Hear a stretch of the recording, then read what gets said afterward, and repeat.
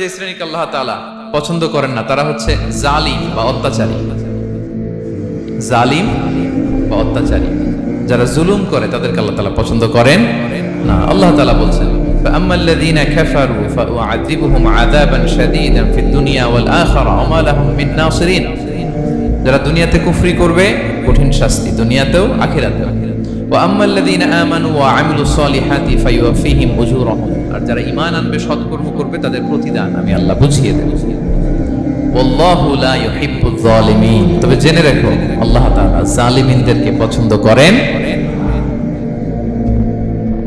তাহলে দুই নম্বরে পাওয়া গেল কাদেরকে পছন্দ করে না। আপনি যদি কারোর প্রতি জুলুম করেন তাহলে আপনি জালেম, সে হচ্ছে মাজলুম। সে কি মাজলুম? মজলুম আপনার ক্ষমা না করলে আল্লাহ তাআলা আপনার ক্ষমা করবে না। মজলুম যদি ক্ষমা না করে আল্লাহ তাআলা কঠিন কালো আপনাকে ক্ষমা করবে না। এজন্য জুলুম যেন আমরা কখনো না করি প্রিয় ভাইরা। জুলুম শুধু আল্লাহ তাআলা আমাদের উপরই হারাম করেনি, আল্লাহ নিজের উপর হারাম করছে।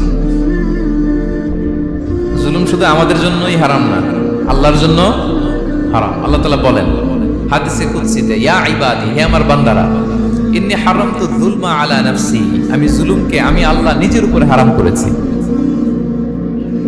ওয়া জাআলতুহু বাইনাকুম মুহাররামা, এবং এই জুলুমকে তোমাদের উপর হারাম করেছি। ফালা তাযালামু, তোমরা একে অপরের উপর জুলুম করো না।